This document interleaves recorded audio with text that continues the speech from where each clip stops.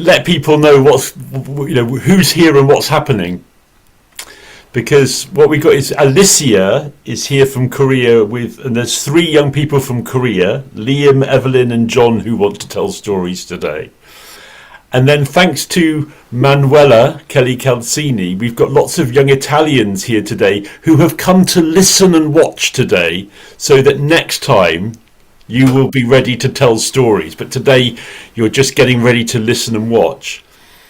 And then very excitingly, Manuela has also got a few young people who are from Gaza but are now in Egypt.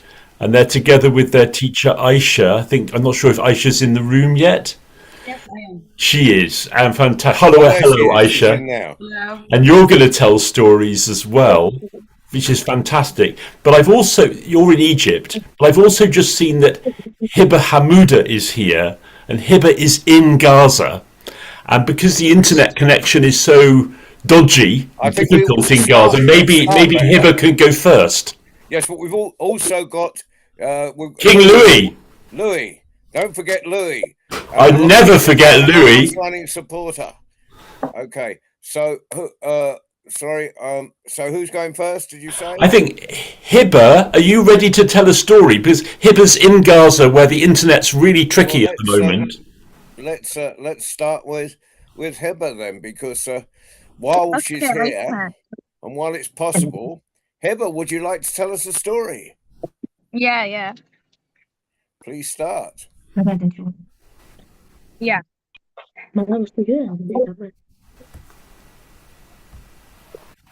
It's great to see you, Hiba. Please tell us your story.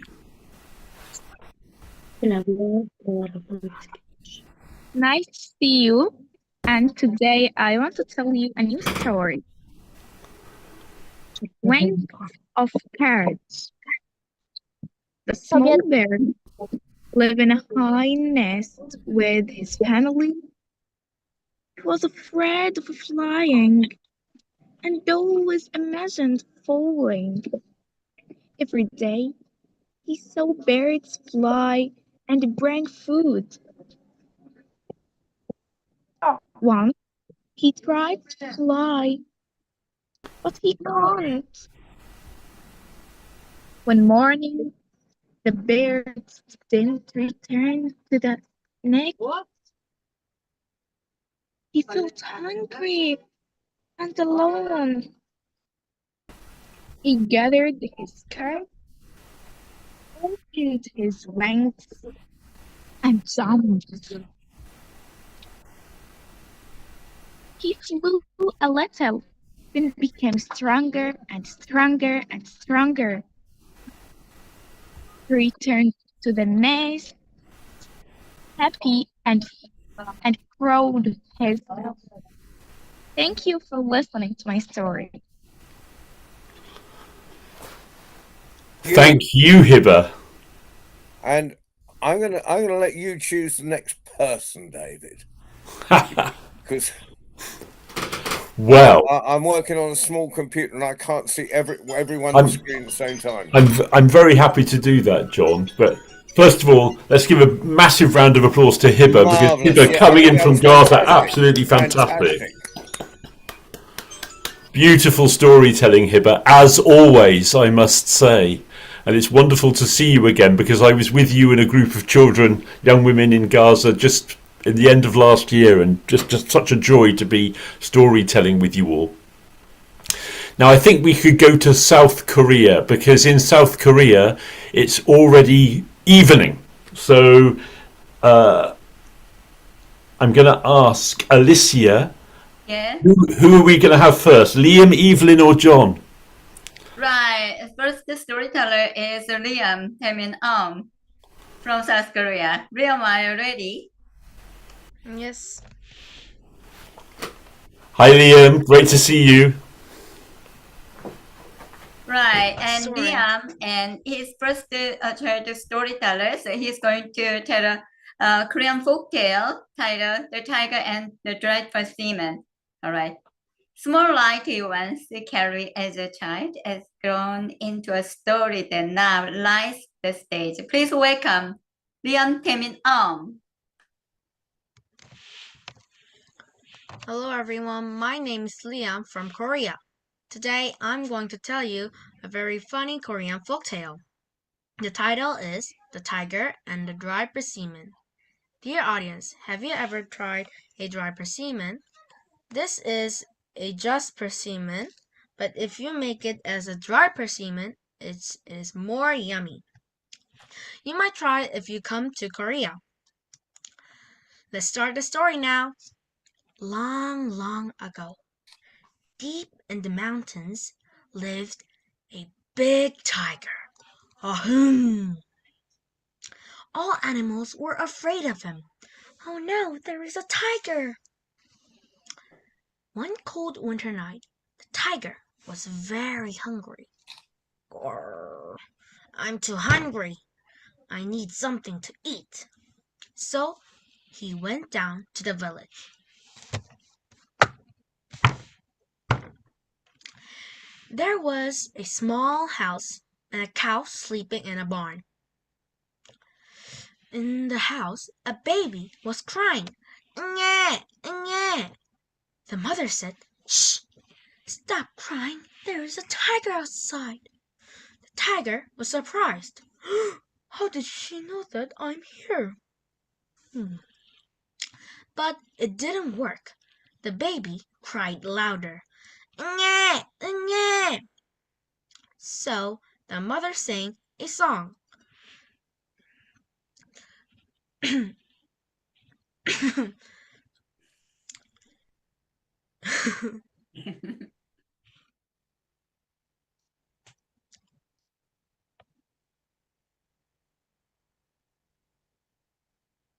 짜장 짜장 우리 짜장 우리 아가 잘도 잔다 우리 아가 꺾어다가 울지 마라 우리 아기 잠을 깰라. This song didn't work either. So the mother said, "Here, take this dry persimmon." Suddenly, the baby stopped crying. The tiger was very surprised. What is a dry persimmon? It must be scarier than me. Oh no! Suddenly, something jumped onto the tiger's back. The tiger thought it was a dry persimmon, but it was not a dry persimmon. It was a cow thief. The cow thief was surprised too. Oh no! It's a tiger! The tiger ran and ran. He twisted his body to fell him off. The cow thief was surprised too. I'm scared. It might eat me. The cow thief was thinking how to escape from the tiger. And then he saw a big tree. When the tiger went under the big tree, the cow thief jumped onto a branch. He was finally safe. The tiger felt nothing on his back. He looked back, and there was nothing there. Phew, I'm safe. And up in the tree, the cow thief also said, "Phew, I'm safe too." That is why tigers never come down to the village again, and the cow thief never stole again. So tigers never come down from the mountain. This is the end of the story, but what happened to the baby who didn't sleep? He slept with a Korean traditional lullaby. 짜장 짜장 우리 아가 잘도 잔다 우리 아가 꺾어다가 울지 마라 우리 아기 잠을 깰라. This is a Korean traditional lullaby. Korean mothers uses this to make their baby sleep. You might use it when you want your baby to sleep. Thank you. 감사합니다. Liam. Bravo. Fantastic. Wonderful, Liam. Fantastic. Can I just welcome those that are joining us from India? I Fantastic. don't know their names, and I haven't got a big screen, so you may be able to see. But there's 98. No, there's 100. With which we've reached a record. We have 100 participants this morning. Woo! Right, That's over to you, amazing. David, or Alicia, actually, who's running this little bit. It's amazing, John. There are 100 people in the room. It's absolutely fantastic. We've reached the maximum, and I've got a list of names of young people who want to tell stories today from Gaza, and there's a couple who haven't managed to get in. They're in the wait. They're trying to get in. So I'm going to make a suggestion. If there is anybody in the room who's in the same house or the same building as another person, and you're on two different devices, maybe you could get together on one device and leave a space so a couple more people can squeeze into the room. But if that's not the case for you, we understand. If you don't leave on our account. But Liam, fantastic. Well, we'll come back to Korea shortly, but let's go to the first of the young storytellers who are in Egypt. And Manuela, would you like to introduce one of them, or should we ask Aisha to do that? Yeah, I think I'll introduce Aisha, and then Aisha can introduce her students. So Thank you, Manuela. we started just before Christmas meeting, linking up with Aisha and her students, and her students are many. They're all from Gaza and now displaced in Cairo. They're all between 14 and 15 years old, very brave students. And last week I asked them, describe your teacher for me. Please describe your teacher so I can introduce her to the World Storytelling Cafe. And this is how they introduced Aisha. Aisha is from Nablus, and she's a very wonderful, brave, good teacher. Welcome, Aisha. Woo! Open your microphone, Aisha. Hi, everyone. I am Mrs. Aisha. I teach English as a volunteer to students from Gaza who flee to Egypt, and they are wonderful students, and insist to participate in this event. And they are gorgeous students. I love them so much, and I hope peace everywhere in the world, and I hope they return back to Gaza and live normal life as any child in the world. My students are, I think they are 7. Bushra, Maria, Dana, Kareem, Ayham, Mahmoud, and Ali. They wanted to share their stories here today, inshallah. And I think we're going to start with Maria. Maria. Maria is going to start. Yeah, she's from the 9th grade. They are all from the 9th grade. 9th grade, yeah. Yes. And Maria is 14. Yes. Hello, Maria. Hello, everyone. Are you Maria? Yeah, I'm here. This is Maria Salah speaking. Today I want to share my story. A story I kept hidden for a long time, my mom. It started on October 7, 2023. Like any child in Gaza, I woke up early to go to school. I get ready and walk toward it, not knowing that I would never see my school again. While I was walking and looking at my papers in my hand, bombs suddenly started flooding the sky, people screaming and running. I stopped and in front of my school, feeling like was seeing it for the last time in my life. After a short time, I ran and meet a boy from the neighborhood.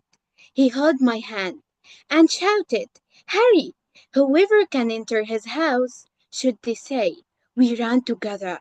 Until we reached the house. The boy called my father's name, But my uncle came out and told us to go to inside quickly.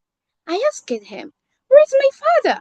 He said, "He won't look for you." Inside the house, we see my grandmother.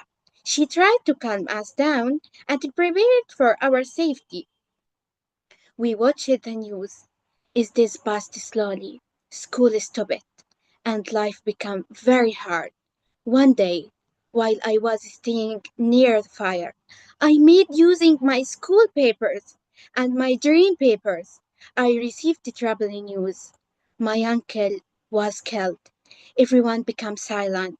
My grandmother smiled, sadly tears in her eyes, and said, "He is a martyr. My God mercy on him." After many difficult days, we decided to travel to Egypt to continue our education and let us search for a hope and safety. Living Palestine was very beautiful and wonderful, but education and safety was our hope. Today, I study online and succeed with high grades. This proves that knowledge will always remain our strongest win. Here I end my story. Thanks for listening. Thank you, Maria. Thank you so much for sharing your own story. And these are the stories that we need to hear, the stories of young people from Gaza telling your experience to us. And you told it so beautifully and clearly. Thank you so much.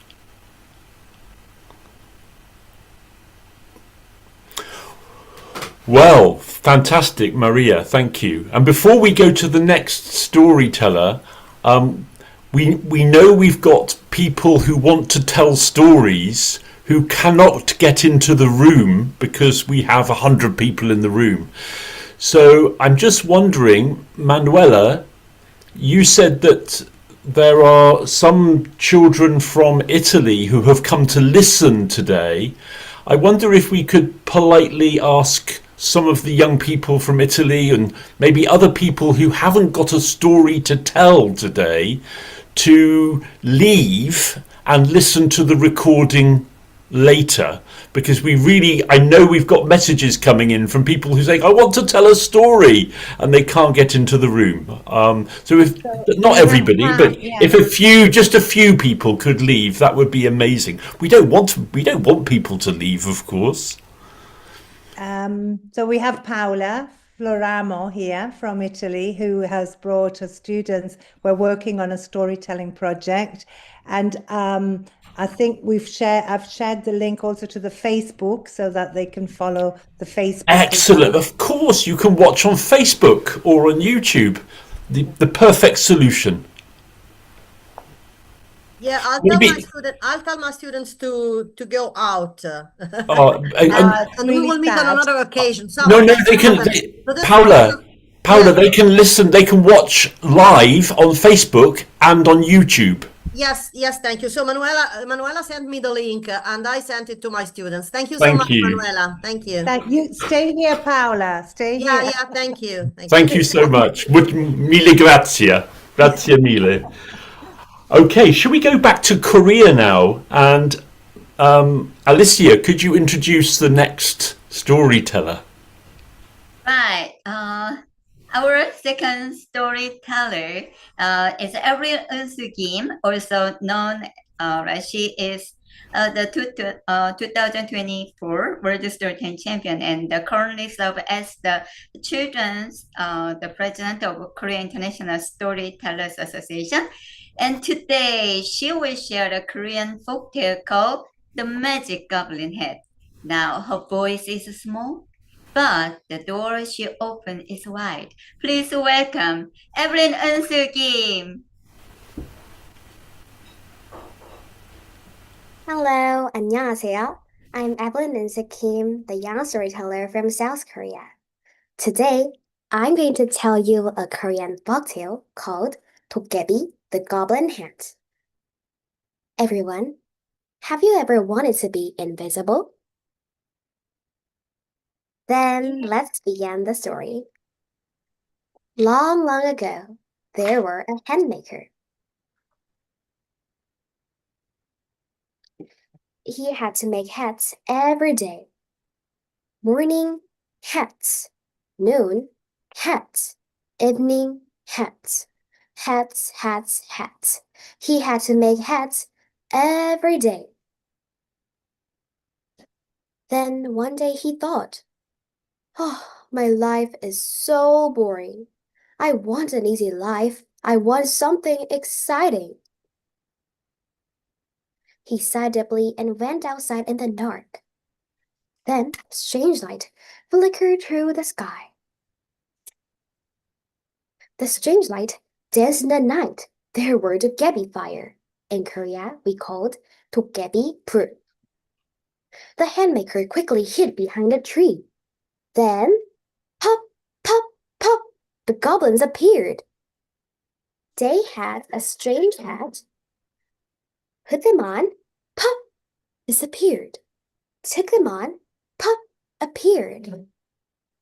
Wow, that was amazing, he said. When the goblin sat the hat on the ground, the handmaker tiptoed forward and snatched the hat.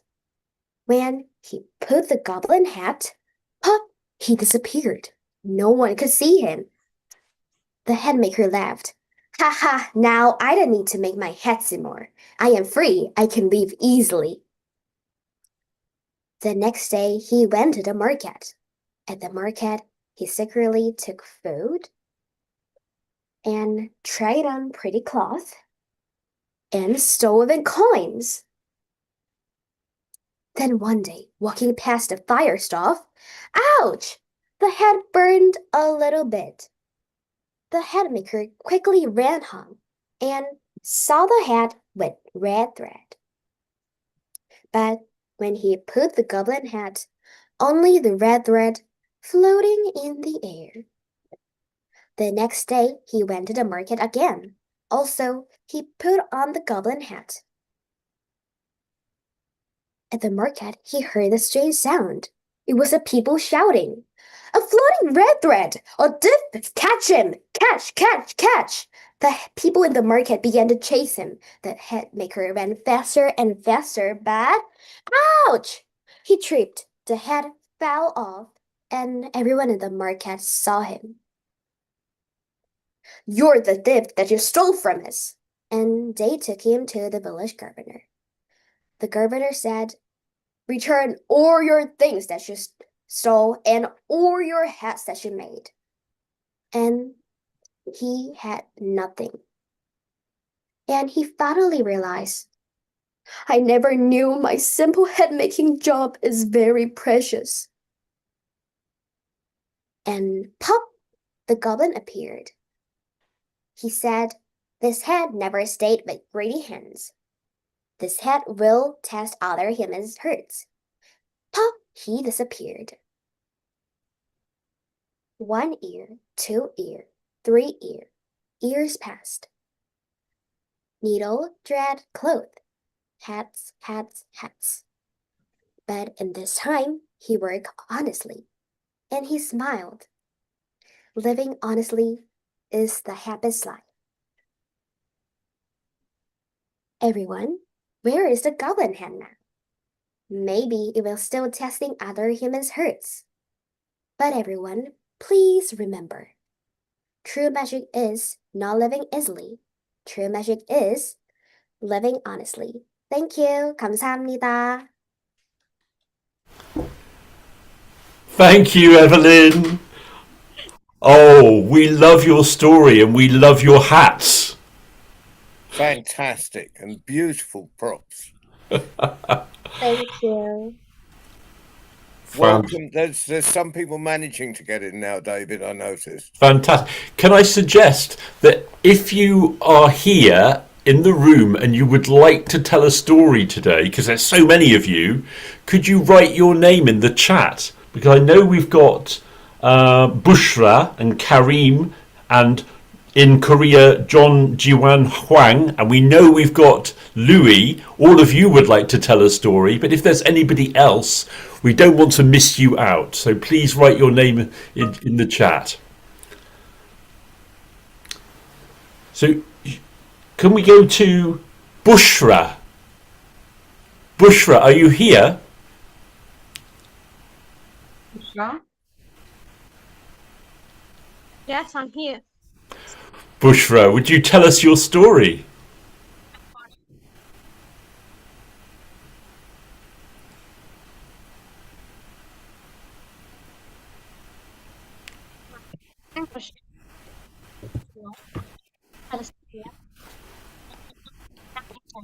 Bushra. My voice.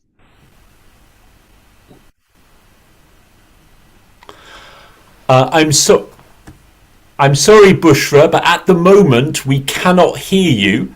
So let's go to Karim, and Bushra, try to solve your sound problem. Maybe you have a problem with the microphone, and we'll come back to you in a few minutes. Okay? Is that okay? Yes, I told her. It's okay. So should we go to Karim now, Aisha? Yes. Yes, I'm here. Hi, Karim. Please tell us your story. Okay. Hi, my name is Karim, a Palestinian from Gaza. I'm 14 years old, and just like my friends, I traveled to Egypt because it was the only safe place to go. But different than them, I'm going to talk about something that represents our culture, which is the olive tree. The olive tree is one of the most permanent symbols of Palestine. And for Palestinians, it's not just a tree, it's also a member of the family. We grow it and care for it. And the olive tree can live for hundreds of years. And generation after generation, we will raise it year after year. Every autumn, people come and harvest the trees and make remarkable memories with their families. But also in addition to using olives and olive oil as a main ingredient in many Palestinian dishes, many families depend on them as a source of income. They sell the olives and its oil, as well as using the oil to make Nablus soap, widely known as the finest soap in the Middle East. Although the olive tree is a symbol of peace, the olive trees have been uprooted. Palestinian identity have been erased.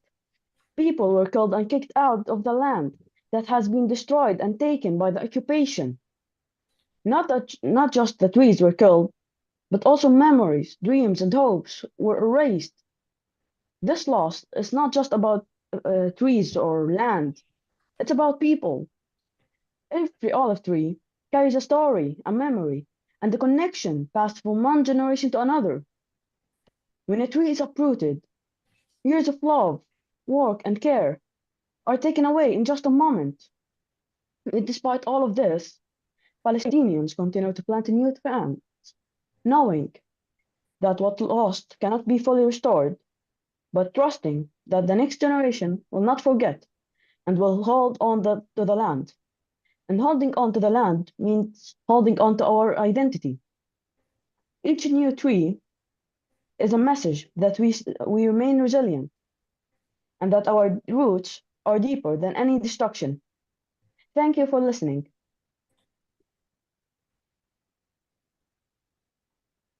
Karim, thank you for telling us about the significance of the olive tree for you as a Palestinian and for all Palestinians. You're educating us, and you explained it so clearly. One of our co-hosts in the room is Evita, storyteller, who's at the moment at the World Storytelling Cafe. I just wonder, Evita, would you like to respond to Karim's story?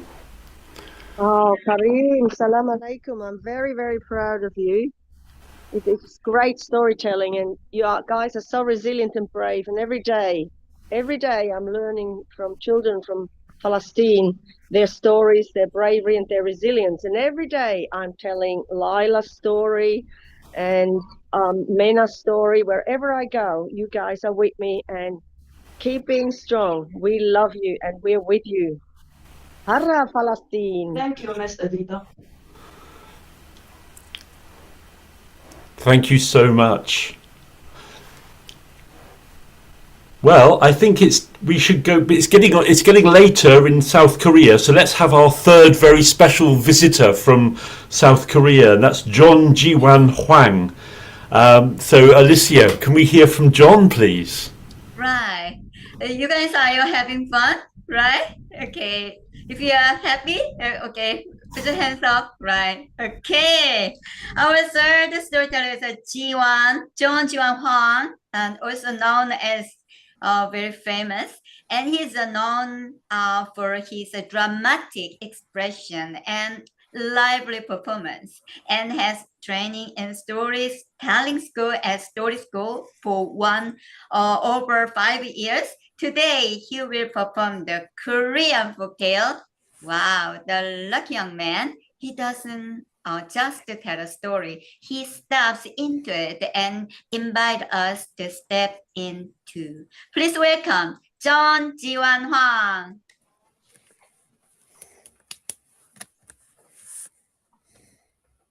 Hello everyone, my name is John Jiwan Hwang from South Korea. Are you ready to hear an exciting story? Yes. Let's dive in. Okay. Once upon a time, there was a young man who was very poor. He didn't have any family, and no matter how hard he worked, bad luck always seems to find him. If he plants crops, loots wood, wash them away. If he saves money, 하나, 둘, 셋. Thieves would steal it. Oh. Yes, he was so sad. One day, he looked at the sky and said, why does bad luck always follow me?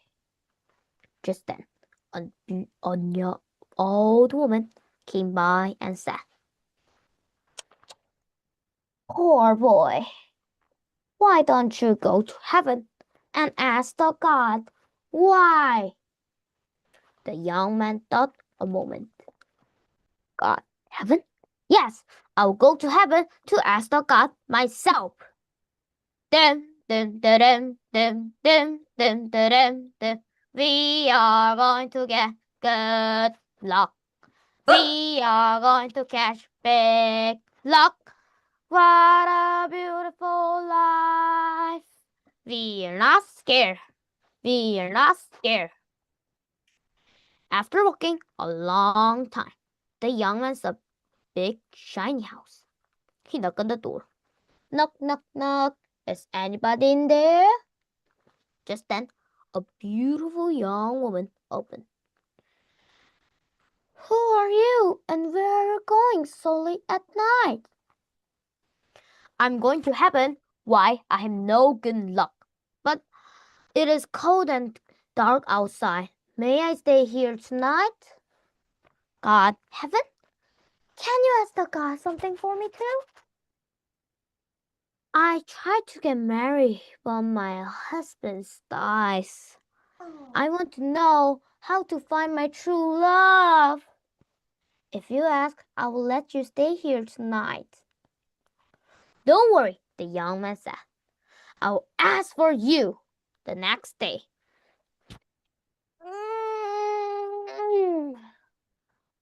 The young man continued his journey. Dum, dum, dum, dum, dum, dum, dum, dum, dum, dum. We are going to get good luck. We are going to catch big luck. What a beautiful life. We are not scared. We are not scared. As he climbed a mountain, he lost his way. The young man saw an old man taking care of a tree. The tree was tall, but had no flowers. Where are you going, young man? The old man said. I'm going to heaven to find my good luck, but I have lost my way. Can you help me? God, heaven? Can you ask the God something for me too? I take care of this tree all my life. but it never grows flowers. How I can bloom this tree? If you ask, I will show you the way. Don't worry, the young man promised. I will ask for you. Dum, dum, dum, dum, dum, dum, dum, dum, dum. We are going to get good luck. We are going to catch big luck. What a beautiful life. We're not scared. We're not scared. Finally, the young man found his way and came to a wide river. But there was no bridge. As he stood there, a big serpent slithered out the water. Shh. Who are you? And where are you going? I'm going to heaven to find my good luck. Can you help me to across the river? God, heaven? Can you ask the God something for me too? I waited 1,000 years to become a dragon, but I'm still just a serpent. If you ask, I will help you across the river. Don't worry, I will ask for you. Dun, dun, dun, dun, dun, dun, dun, dun, dun, dun. We are going to get good luck. We are going to catch big luck. What a beautiful life. We're not scared. We're not scared. Finally, the young man reached the tavern. There was God. What do you wish to ask? You may only ask 3 questions. The young man thought carefully. As we know, he had 4 questions. 1 for the woman, 1 for the old man's tree, 1 for the serpent, and 1 for himself. What should I do? Okay. I believe I'll live well. My good luck will come. But the woman, the old man, and the serpent need my help more. So he asked about the woman, the old man's tree, and the serpent. The God gave an answer. When he got back to the river, the serpent was waiting. What did the God say? The serpent asked. The God said that you must give up one of your marble to become a dragon. My marble? Wait. The serpent dropped a marble into the river. Suddenly, the serpent transformed into a beautiful dragon. You are so kind. This marble is yours. The serpent gave a marble as a gift to the young man. Next, the young man went to the old man. What did the God say? The old man asked. The God said there was a golden nugget under the tree. If you find it, the tree will bloom. So they talked together.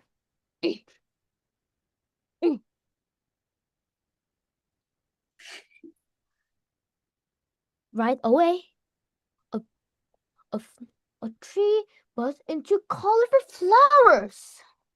Wow. Wow! Thank you for helping me. You are so kind. This golden nugget is yours. The old man gave a nugget as a gift to the young man. Finally, the young man returned the young woman. What did the God say? The woman said, the God said your true love is someone whose face shines with light. Shines with light? It's you! She exclaimed. Me? Ah. So they got married and lived happily ever after. And that's the story. The young man have a good luck is fun and good, But he learned something more important. By helping others is the best way to find his good luck. Remember, would you helpful and kind, good luck will come your way. Thank you for listening. I love that version of that story. That is brilliant, John. Brilliant stuff, John. Absolutely fantastic storytelling. Well done.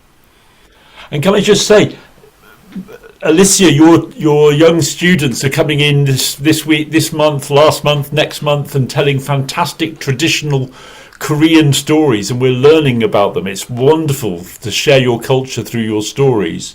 But I also want to say to the children from Gaza that these kids from Korea have also told your stories, have also retold stories that they've learned from Palestinian young people in solidarity. So it's really wonderful, wonderful young people. Wow, thank you so much. Right, it's just such a wonderful moment. Also, children in South Korea we call 어린이. These children are not standing on a stage. They are carrying stories across time. All right. Thank you. I really appreciate it. And Korea time is night time, but it's our students wake up and then watching this program. So thank you for listening with your heart. May these stories travel with you tonight. Okay, thank you very much. We're looking forward to next month, Alicia. Right now, Bushra, have you managed to sort out your microphone? Bushra from Gaza in Egypt, have you got your microphone working now?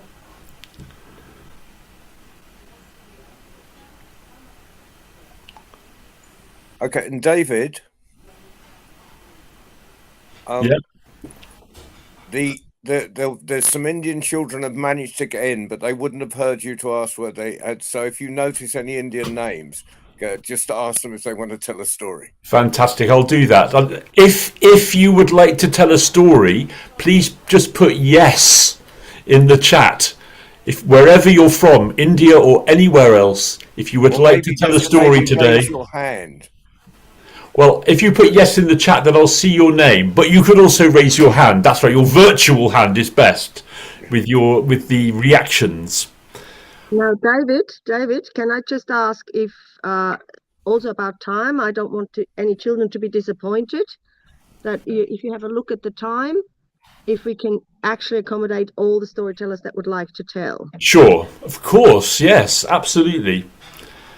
But let's go back to Bushra, because Bushra, you tried to tell your story, but your microphone wasn't working. Is it working now? Bushra? Okay, can we move to Dana? Yes. Okay. Dana, are you with us? Can you hear us? Yeah. Yes. Dana is from the 9th grade and she is going to participate with her own story. Wonderful. First of all, let me introduce myself. My name is Dana. I'm 14 years old and I'm Palestinian. I brought this story to share my experience with you. As we all know, we are from Gaza, and the war in Gaza started on the 7th of October 2023. At first, it seemed like any other war that had happened in previous years, but we didn't know that this war would become the worst one Gaza and Palestine had ever faced.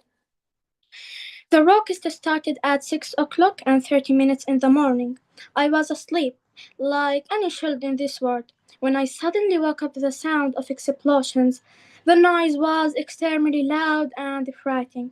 I woke my mother, and we were all scared because the sound was strange and terrifying.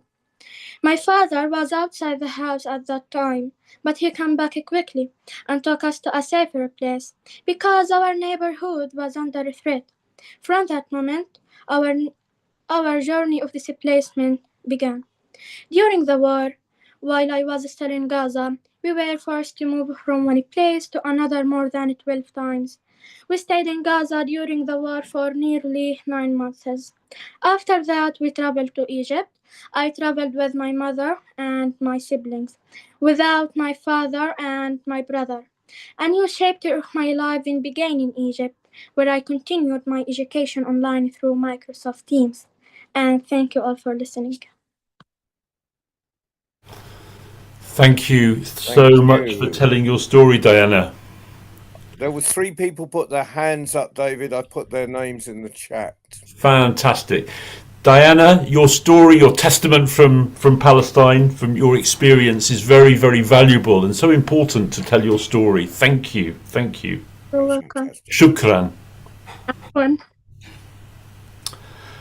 Wonderful. We've got some young people from India as well as Louis who are going to tell stories. I just want to check in one more time with Aisha. Is Bushra wanting to tell her story, Aisha?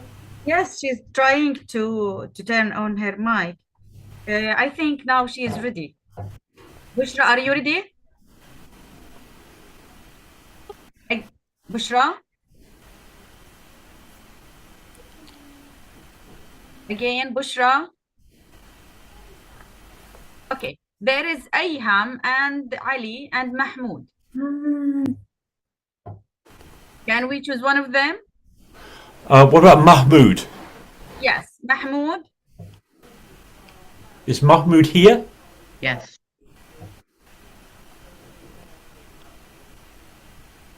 Yalla, it's your turn, Mahmoud. Mahmoud is going to talk about education difficulties when he displaced to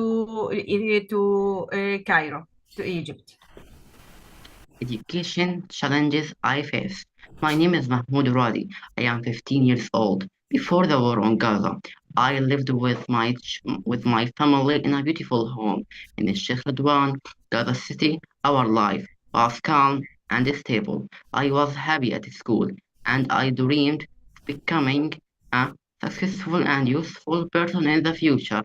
I was studying in 7th grade, which I loved very much. The school had computer labs, science labs, and excellent teachers. On October 7, 2023, the war in Gaza began and everything in my life changed. Education completely stopped, both at school and online. My family was forced to leave our home. We moved to Al Nusayrat and then to Rafah shelter. Life became extremely difficult. There was no electricity or internet, and we lived in constant fear because of bombing and the lack of basic needs. During this time, I faced many educational difficulties, such as school were completely closed, and there was no way to continue studying. Electricity and internet were cut off for long periods. I lost my books, notebooks, and the school stabilized during restricted displacement. There was a shortage of food and water, and my physical and mental health was affected. I lost the feeling of safety and stability, which made learning very hard. On April 29, 2024, we left Gaza and went to Egypt to find safety. After arriving, I couldn't register in any school. Later, I started studying through online education provided by the Ministry of Education in Ramallah. Now, I am studying in 9th grade through online education only. However, I strongly need face-to-face learning in a real school, so I can learn better and feel safe and included. Sometimes I feel frustrated because of all these difficult, but I keep trying. I love learning and I hope to achieve my dreams when conditions improve. I hope that soon I can join a safe in-person school, return to normal education like other children, and receive the psychological and education support I need to build my future. Thank you for listening. Mahmoud, we wish you a good return to strength and good health, because what you've been through for us is very difficult to imagine.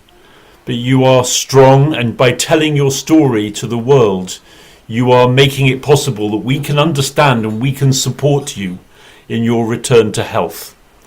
So we wish you the very best, Mahmoud. Thank you so much. Shukran. Thank you. شكرا يا محمود يعطيك العافية. We hope all the children have their rights in education and their basic needs in everywhere in the world. Absolutely. Thank you so much. Well, we'll come. You've got some more young storytellers in Egypt, I think, Aisha. Is that right? But before we have them, we've got some young people in India who have joined us. So and also we've got Louis in the UK. So shall we have one of the storytellers from India? John, would you like to introduce one of them? Well, I can see there are a couple of hands up here. So, Manat, have I pronounced that properly? Yes, sir, you did. Thank you. Manat, would you like to tell a story? Yes, sir, I would love to. Please start. Thank you, sir. Namaste from the land of diversity, India. I'm Manat Pankalaneja, a certified TEDx speaker, youngest speaker champion, international storyteller, and a published author. Those who tell stories rule society. With these golden words of Pluto, let me narrate a beautiful story which has a deep moral message written by Hans Christian Andersen. Once there was a woman who didn't have children. She yearns to have a baby girl. Oneness asked her to plant a seed to fulfill her desire. She planted the seed. To everyone's surprise, a little girl hatched from the tulip flower. Baby was as little as the thumb. So women named her Thumbelina. She started living in a walnut shell. Thumbelina, on her life journey, met a terrible frog who wanted to marry his son. So she took Thumbelina in a lily flower. But she didn't want to marry Toad. She was sad there. But God sent butterflies to rescue her by making her sit on her back to the woods. Thumbelina was very happy in the woods. But when winter came, butterflies flew away, left Thumbelina alone. Mouse, looking at the loneliness, took her home, but with a malefic intention to marry her.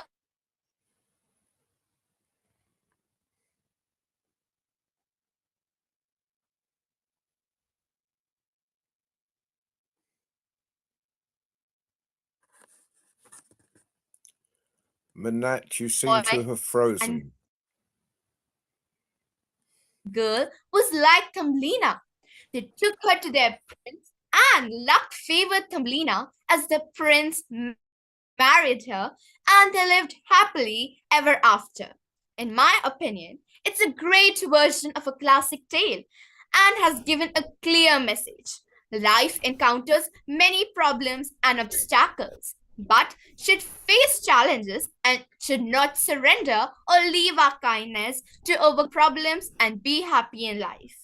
Thus, I would say stories can create an emotional connection, generate the next big idea, and reshape our most vital systems. It gives us an opportunity to learn from another person's experience, and it can shape, strengthen, or challenge our opinions and values. When a story catches our attention and engages us, we are more likely to absorb the message and meaning within it than if the same message was presented and figures. Thank you. Thank you, Manat. I can see a very young person from India. It looks very young. So the younger you are, the longer time seems. So if it's okay with you, David, and I'm going to mispronounce this, I know, Adharia. How would you pronounce? Have I pronounced that properly, Adharia? Okay, tell your name. Andre. Okay. Could you tell your story, please?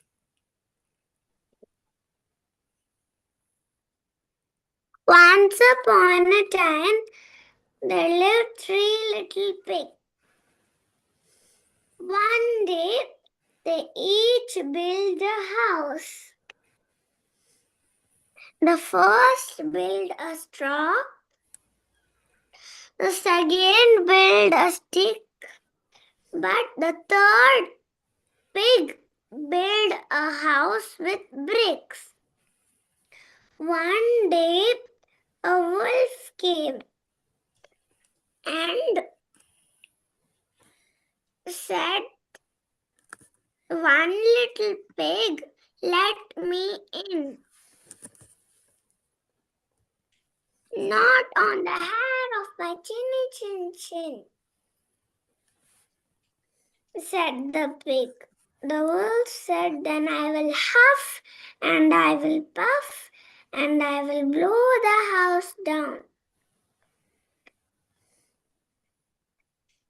The wolf huffed and puffed and blew the house down. The pig ran to the second stick house. The wolf said, "Two little pig, let me in." "Not on the head of my chinny chin chin,"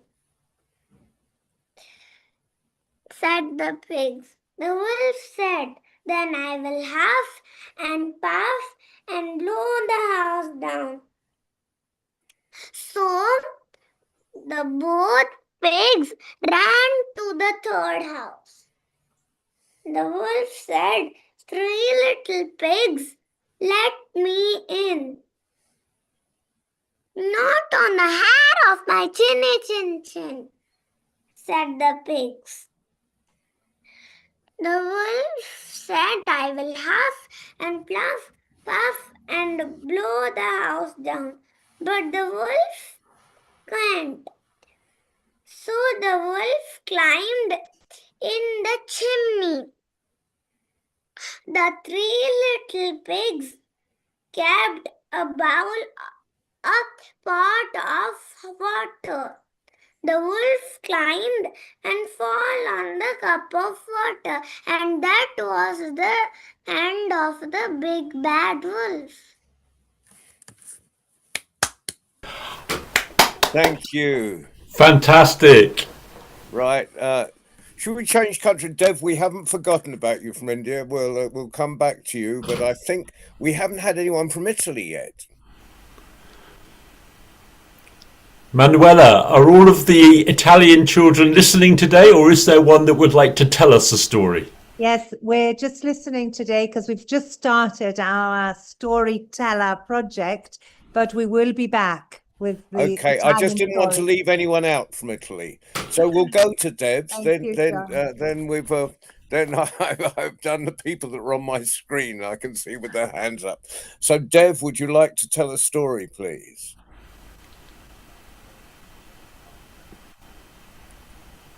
Hello everyone, I'm going to tell you a story about the power of kindness. Once in the Andromeda galaxy, there was a planet exactly as Earth, but it was extraordinary. People had superpowers. A few could fly above mountains, turn into animals. Some could even communicate with them by crystals. Each crystal has each distinct powers. But unfortunately, there was a girl named Lucy who did not get any powers. She was an ordinary girl. Everyone used to call her the blank girl in schools and everywhere in the entire world. One day, she sat on a bench crying. What is the purpose I'm here? What is happening to me? I am worthless over here. Then an old man came and told, my dear child, your power is kindness. Please spread the world with kindness. Then you will understand what will happen.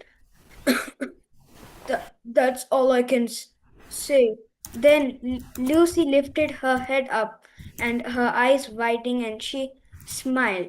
Slowly, the old man disappeared. She started to spread kindness all around in the entire world. She even stopped bullies from bullying others. One day, a huge cloud blocked the crystals. Everyone lost their superpowers. Every person was frightened. Then the cloud loomed towards Lucy and told, you cannot save this world by your kindness. You are worthless. Ha ha ha ha ha. Lucy fell on her knees and started singing songs about kindness. A few joined, more and more people joined. Then everyone in the world started singing. Then the clouds slowly started to disappear. Whoosh! Everything turned normal. The sun was visible, everyone were happy. The people who had superpowers to fly took Lucy and made her to touch the sky. Thank you. And thank you. That the power of kindness. And that is a theme right through. I love this program of young international storytellers because kindness shows through. And we need kindness right now. There we go. Now, David, we've got Louis still. Who else? If anyone, because I know people have joined late because they couldn't get on early. So if there's anyone else who needs to tell us or wants to tell a story, could they please raise their hand or raise the virtual hand? I think Can I just check in with Aisha and Manuela if there are any more children, young people who are in Egypt who are wanting to tell a story, as well as Louis? Ayham? Yeah? Yes, Ayham. Ayham. Yes, I'm ready. Yes. So, should we have Ayhan? Thank you very much. Okay. Hi, I'm Ayham Zaka, Palestinian, and I am 15 years old. I woke up in the morning of Saturday, October 7th at 6 a.m. I get ready for school as usual, had my breakfast, and was about to head to school when something unusual happened in the air. I heard unfamiliar sounds of rockets. Something unclear was happening. We were confused, and after several hours, the picture became clear. We spent days and nights in fear and terror under every kind of devastating war machine. Fire belts that shock the ground, missiles that crush the heart, artillery shells, and reconnaissance aircraft. We were forced to leave our home by order of the army. We left Gaza and were displaced to the south of the Strip. We thought it would be only a matter of hours before we returned, but hours turned into days, and days stretched into months of suffering. We lived just as we were, with no safety, no shelter, nothing at all. From there began a journey of suffering we had never known before. We spent months in a life that was not truly a life, one we were not accustomed to. Instead of going to school, we waited for long hours in water lines, and instead of studying from books, we burned them for warmth to obtain heat.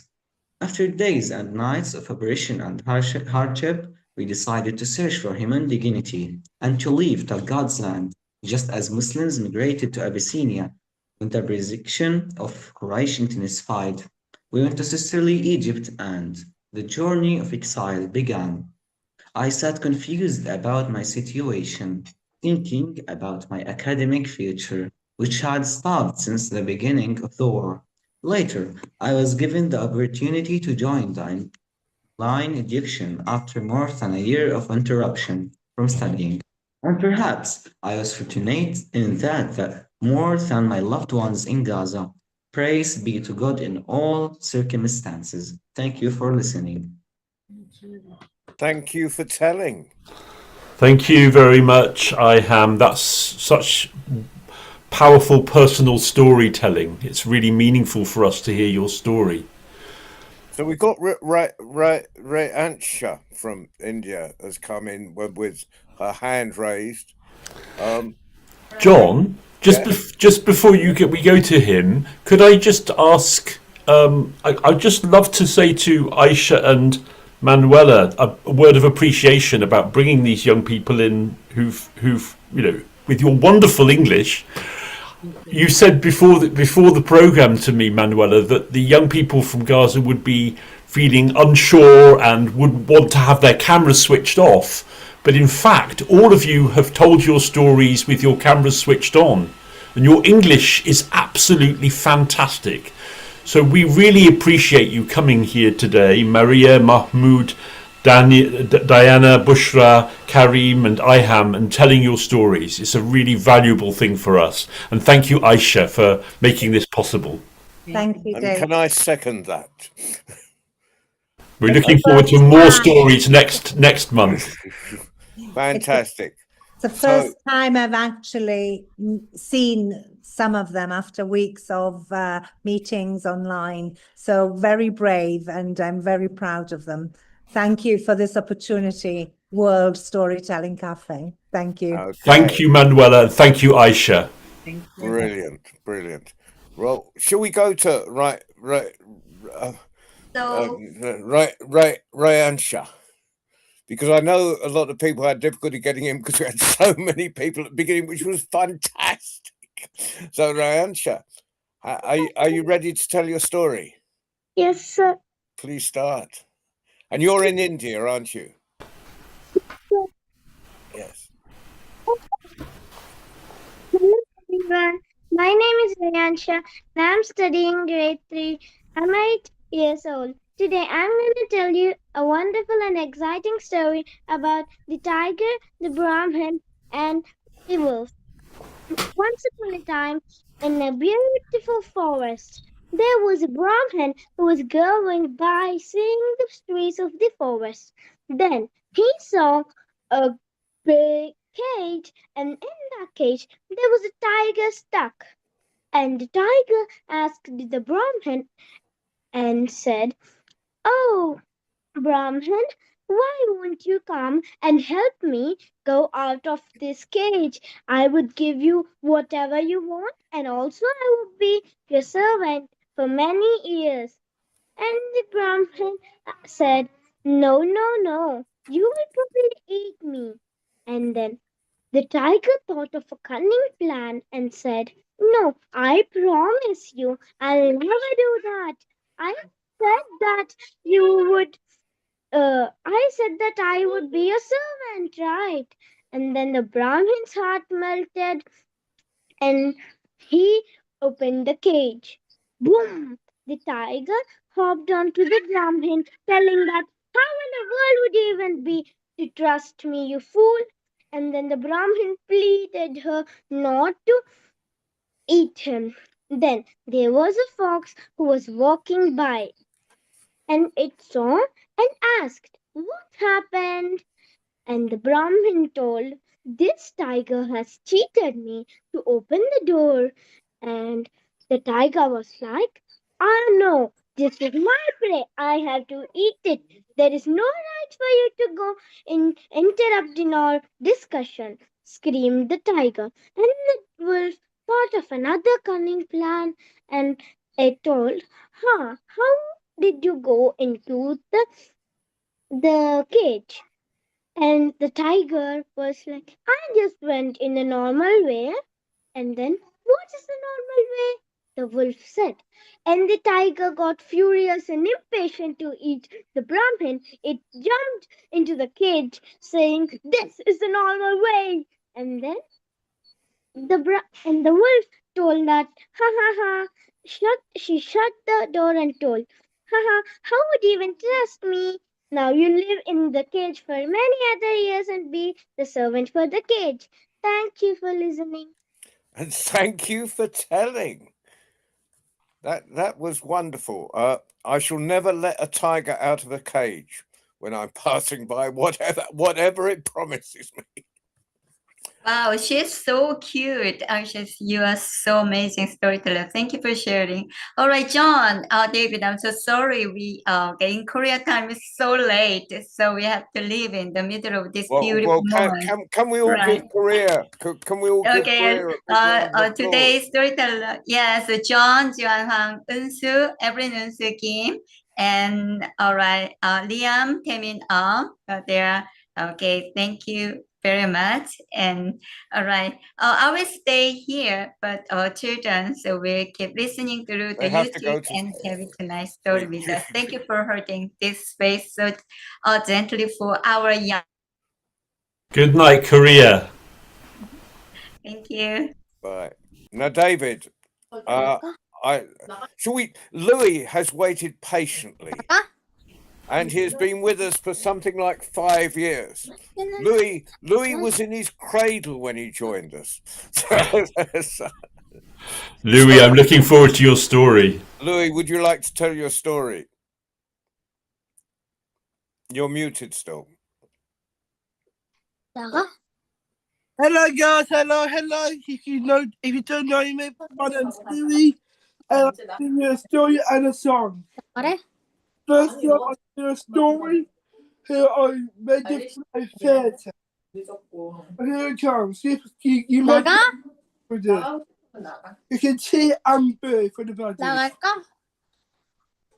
A long time ago in the fertile land, there lived a different family. A father, a mother, son, a daughter, and a cat. Another cat. The father was in the bank. The mother was a nurse in the hospital. The son and daughter go to school together in the same classes. But on one day, when a father came back home from the bank, some money been stolen from the house. And they are so poor to have no money left to do anything else. They are eating loads of delicious food. But meanwhile, there lived in the castle a king and queen just down. The king is rich. It's also many money. But the father came to the king in the castle and asked for money. He said, "Do you want some money, young man?" He said, "Yes, please. I will give you 3 jobs to do if I give you the money." He went, "Yeah, of course. What's the first job?" "Clean my windows, please. My windows are dirty. Can you please clean my windows?" He went, "Of course I will. Of course I can clean the windows." First, he did the windows everywhere, from the sides, the front, the ceiling. And after that, the king said, "I will give you money if you do all the 3 jobs. Second job, pick up the dog poo. Because I got a dog." And he went, okay. I will pick up the dog poo and clean all the dog poo out of into the bin. And then he does it some money. One more job until all the money to him. The last job, they give some money to the bank. But he did. From the king, gave to this young lovely man some money. Thank you for my story. And now he comes. Louis, thank you. You get better every week. You're fantastic. That's brilliant. Now, my story off. Something I made up, but I did it quick.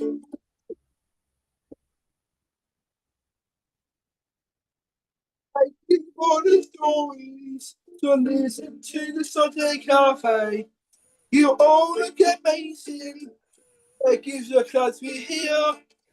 I'm glad to hear my story. Have it on yourselves. Like you told my story. You are so amazing. Thank you. And thank you. And thank you. And I think, Louis, it is now time for us to, if there is no one else to tell a story, does anyone? Oh, I think there is. I see there's Samir. I think there's someone else as well. Yes. Okay. I just want to check if Bushra managed to fix her microphone. Yes. Yes, David. So we got Sumia and Bushra. And Ali. And Ali, if there's time. Yes. Oh, fantastic. There's always time. Bushra? Can you hear me? Yes. Okay. So, should we go to, if Bushra's microphone is working, should we go to Bushra and that first? Yeah. Let's take this opportunity. Samir will come to you in a minute. Okay. Hi, I'm Bushra. I'm 14 years old, and I am Palestinian, and I live now in Cairo. I would like to share my story with you. This is a story from my beloved city, Gaza. I was forced to leave my home 2 years ago, and I missed my school and my house very much. Living abroad is not easy. My heart and my memories are still there, under the rubble. Once I had a friend in the 6th grade. We sat together and we had the same level. In the first term, we had the same mark, 99.6. So we were very, very excited in the end. I went to my school, which is just rains right now, and hugged my friend happily. When she got her certificate first, her mark was 99.7. I felt worried and thought, is she better than me? But when I got my certificate, my mark was 99.8. I hugged her with joy, but I discovered that her jealousy was stronger than our friendship. She left the school immediately without saying a single word. When the new school year started, every beautiful thing changed. We stayed away from others. And it was the best decision, because the true friend is someone who is happy for your success. Then I met another friend, and I still talk to her today despite the long distance. She lives in Gaza now. Her house is only 5 minutes away from my house. We used to visit each other, but now it's really hard to talk because the internet is very weak there. In the end, I learned that finding a true friend is not easy, and a true success is to stay kind-hearted despite the hard times. Now, I'm waiting for the moment to go back to my beloved city, to my home, my family, and my school. I hope for peace and safety to return to our land, and I wanted to see the smiles on the faces of everyone again. And thank you for listening. Thank you, and we hope your smiles are back as soon as possible. Oh, thank you, Bushra. That's absolutely beautiful. That was a lovely story. A lovely story. Shukran, Bushra. Okay, shall we go to Samaya then? Are you in India, Samaya? You're muted and your video isn't on. Okay, did you say there was Ali wanted to tell a story? Yes, I think so. Samaya isn't ready. Ali? We'll go. Yes, hello. Hello, Ali. Hello, everyone. Hello, Mr. David. Hello, Mr. Brown. How are you? Fine, thank you. Happy to see you. Hello, everybody. My name is Ali Hassan Al-Safir. I'm Palestinian, and I'm 14 years old. I would like to tell you a story that happened to me while I was in Gaza during the war.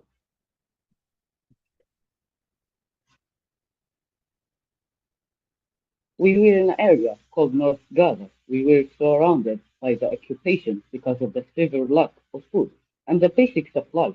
We decided to move to the south, where food, shelter, water, and other necessary for living were applied. The displacement required walking along so-called safe roads.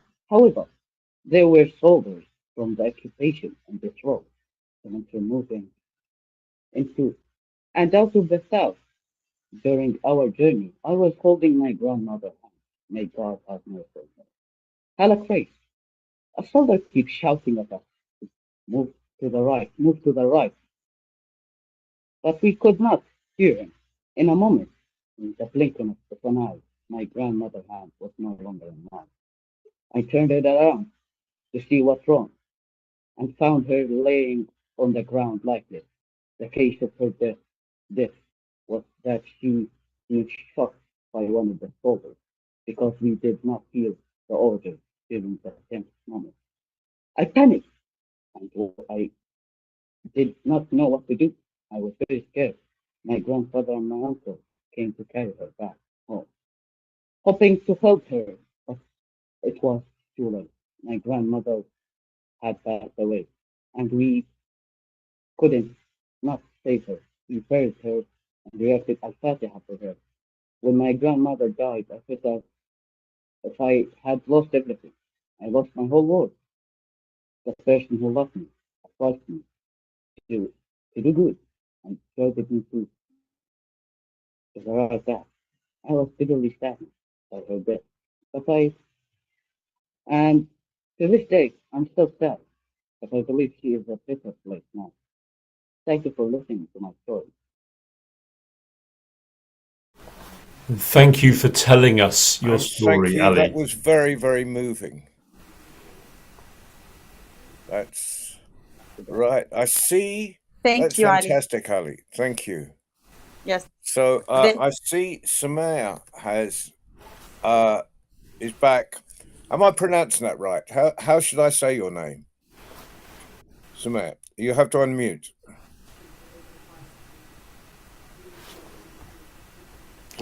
Sumia, would you like to tell your story? I'm not sure.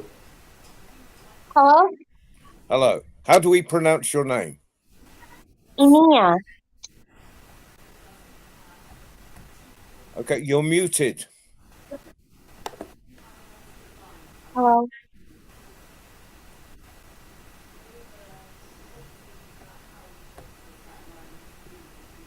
Samia, can you tell your story, please? And unmute yourself. Hello, am I audible?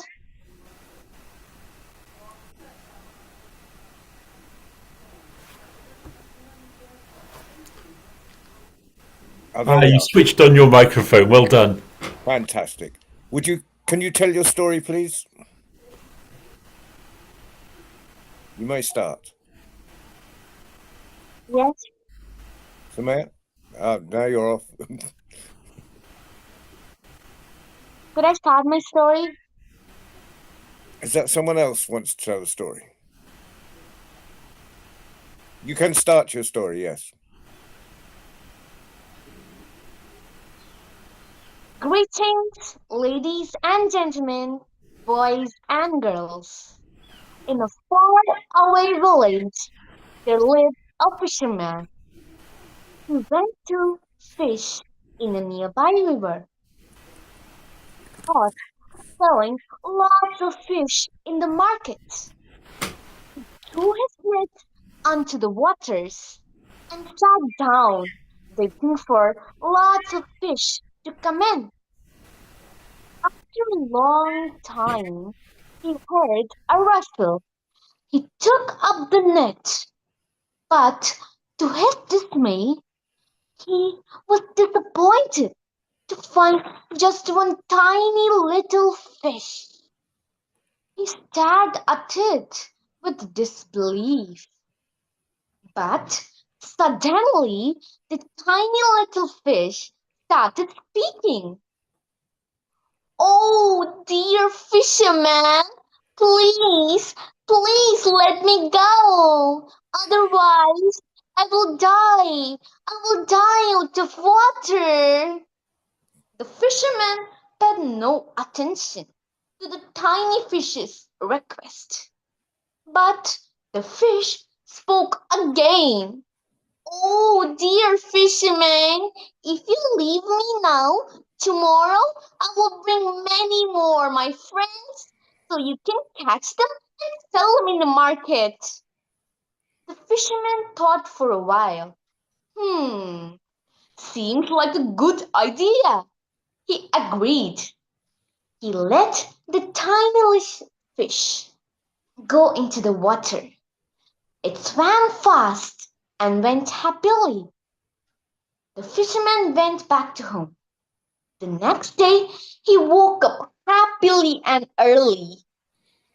He went to the nearby river, walking, hopping, and dancing, imagining his big catch. He went to the river and threw the big net.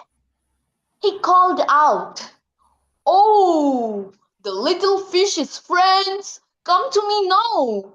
He said he'll bring them to you." He waited and waited, but no fish came. He was sad, irritated, and tired. So, all of my dear friends, be clever like the fish in challenging situations. Thank you. Survival. Fantastic. Thank you, Julia Gigi. So where are you in India? Where do you live? I'm from Tamil Nadu. So I think we've lost Samir. Can you see? I think there was obviously technical problems there. So if there's no one else to tell, we'll do our usual and try and get round and we'll I'm going Evita's got something to say, but she can say something later. I want to have the children first. I'm not ignoring you, Evita. Should we go around? Shall we go around the children and see? And would they like to say anything to the other young tellers that were on today? And David, you've got a big screen, so you can see who wants to speak. I think it better be a free for all. David, you're muted. It's great to be able to say you're muted, David. Would any of the young storytellers or young listeners like to say something to all of the storytellers from around the world? A message of thanks or something that you liked?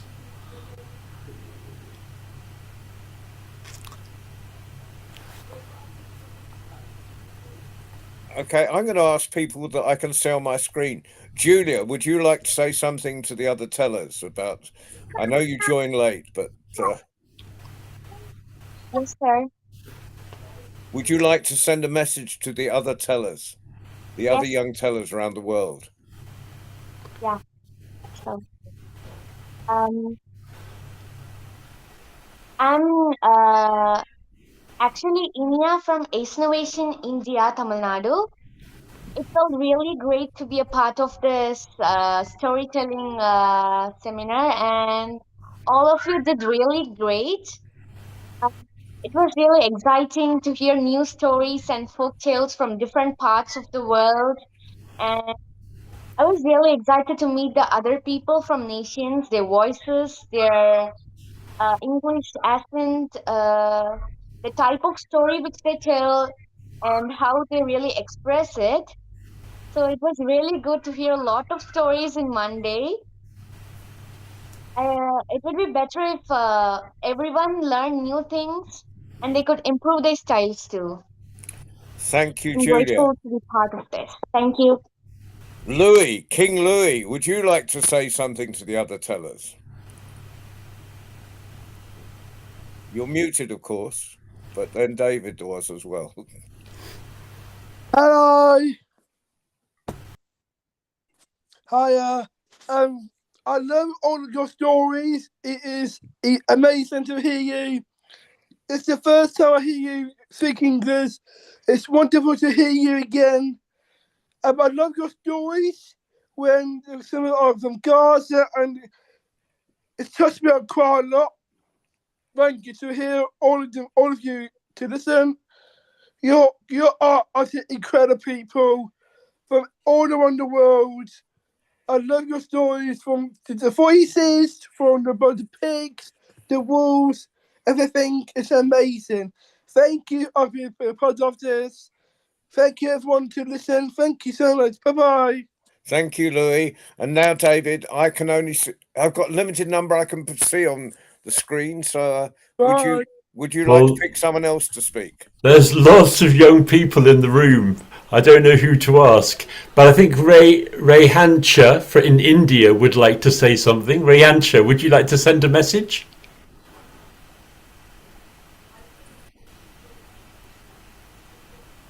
Rehancha, your microphone is switched off. Can you unmute? Yes, sir. Rehancha, would you like to say something to the other children and young storytellers? Yes, sir. Yes, sir. What would you like to say? I say that learning stories and saying stories and reading them makes our knowledge grow and speaking skills get more impressive, and we would be great to learn more stories and tell them. I would say that everyone who is in this class should learn stories. Learn to tell them. Thank you. Would Thank one of the young people from Gaza like to say something to all of the young people in the room? Kareem, would you like to say something?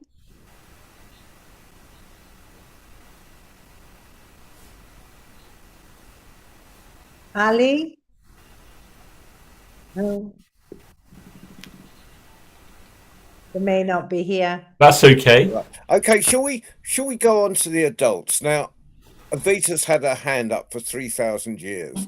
So Evita, this is almost a service announcement. Not really. I would like to tell everyone who's still here about how touched you were by the tales of Gaza, of the children of Gaza. Now, David has started a wonderful program. I put a link in the chat about Tell a Gaza Child's Tale.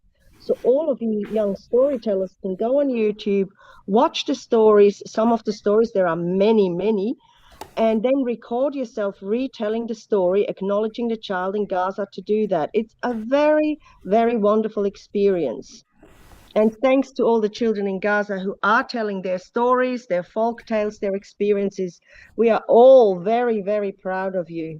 And of course, all the other storytellers, what a rich, beautiful, beautiful morning we've had together, and evening we've had together. Thank you, everyone. And thank you, John and David. Thank you, Evita. And yes, please do join in the project like Alicia's students in Korea have. Yes, fantastic. I wanted to say thank you for listening and thank you for your time. This was a great experience. Okay, thank you, Maria. Thank you very much. You're speaking on behalf of all of the Palestinian young people here. Thank you. Thank you. And I want to add something. Yes, Aisha. Thank you for letting us to participate in this event, and we have to have this opportunity to introduce my student. They have a short time to let's overcome their lack of confidence in the world, but now they are stronger than any time in the past.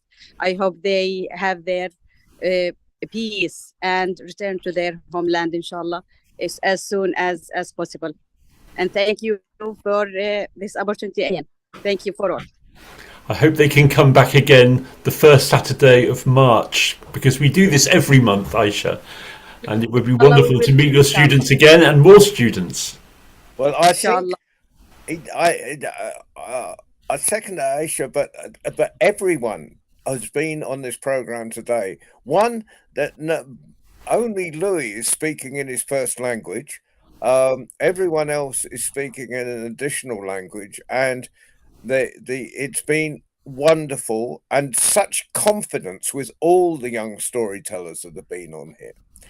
Now, I could rattle on for 1,000 years, but I'm going to give Baba C a chance to rattle on for 1,000 years. Are you sure you want to do that?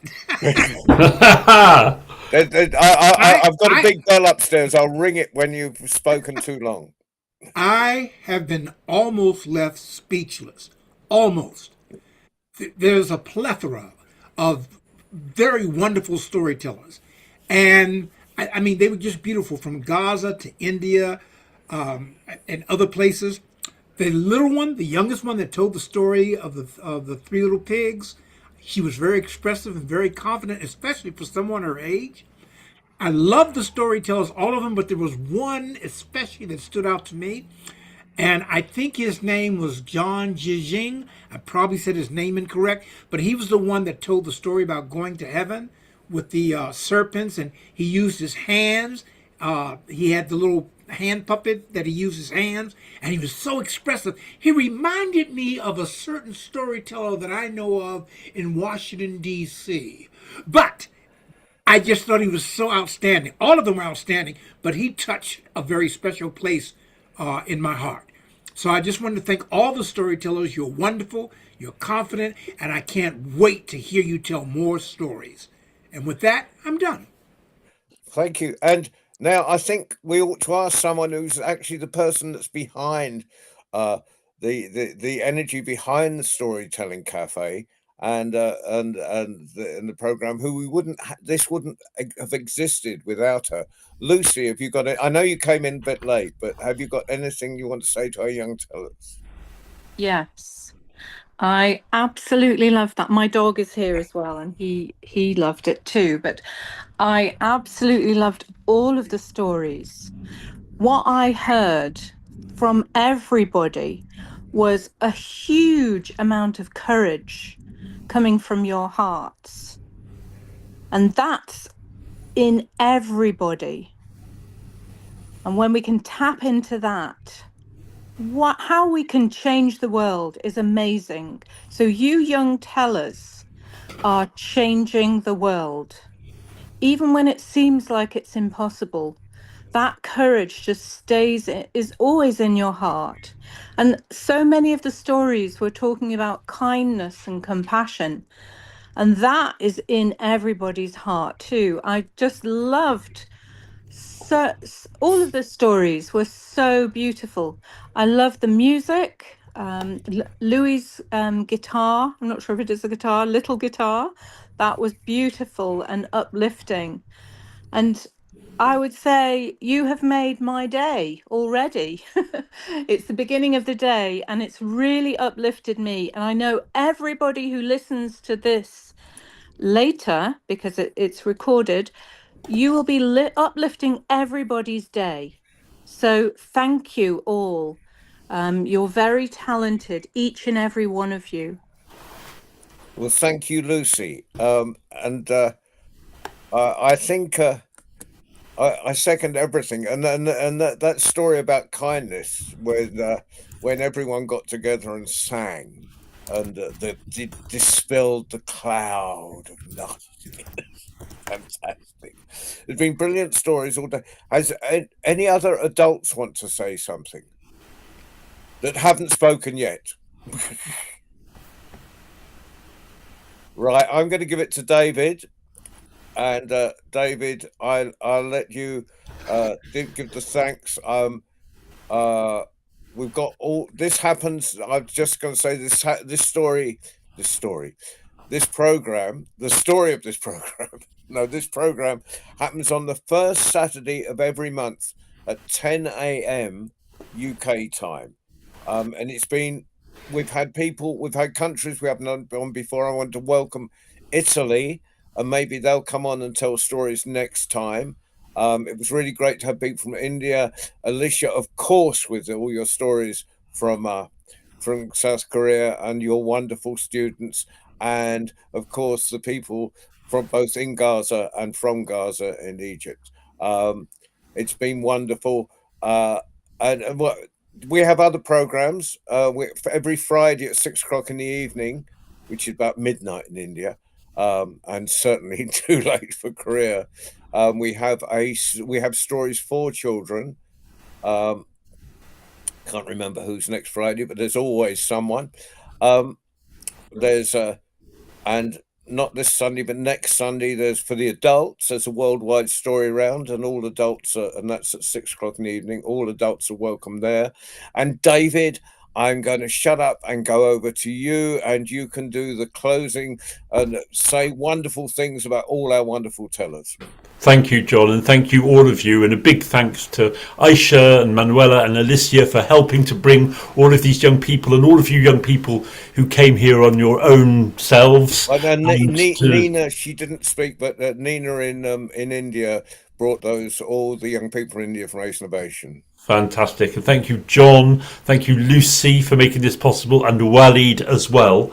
And I'm just going to, I've been noting down, so I'm just going to give a quick run through. Thanks to Hiba, to Liam, to Maria, and to Evelyn, Kareem, John, and Diana, Mahmood, to who was next? It was Sumia. No, that was later. But we also had Mahmood, and we went to Mamat and Ad Hirai and Dev. Thanks to Iham and Louis and Rehansha and Ali. And if I missed your name, Bushra, everybody, you are all absolutely amazing.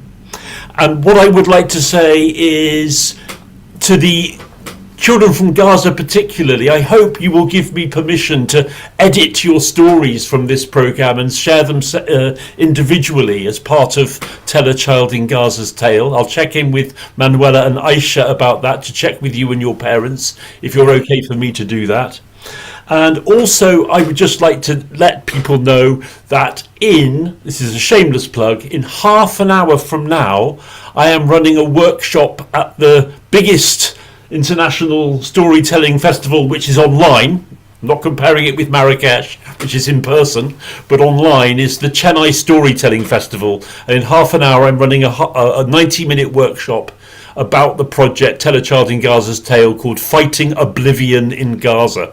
So if any of you are interested to come along and learn about that project and how you might participate, then join, and I've put a link in the chat. Okay, that's starting in half an hour in India, but worldwide. Thank you so much, and thank you, John. Thank you for the World Storytelling Cafe. And thank you, and good morning, good night, good afternoon, wherever you are in this big, wide, wonderful world. See you next month. Thank you. Goodbye. Thank you. Good night. Goodbye. Goodbye. Bye. Bye-bye, Alicia. I love your background. Thank you. Until the next time. Bye, Manuela. Bye, bye, Baba. Bye. Bye, bye. Bye, Lucy. Bye-bye. Baby. Okay, bye, bye. Bye, bye, John. Bye, Bye, bye, everybody. Bye. Thank you, John. Bye, bye. It's now time for me to get up. Oh no! I'm not complaining. I had to get up at 4 to make sure I was here by 5 my time, and so now I usually sleep in a little late on Saturday, but it's time for me to get up, so I'm going to bed. Bye, everyone. Bye, Take care. Thanks, Walid. Bye, everyone. Bye, Rita. Looks sunny there. Yeah, I should run over because it was so busy yesterday, and going to fluctuate between David's workshop and helping and telling stories at the cafe. See you later, guys. Take care. See you later, alligator. See ya.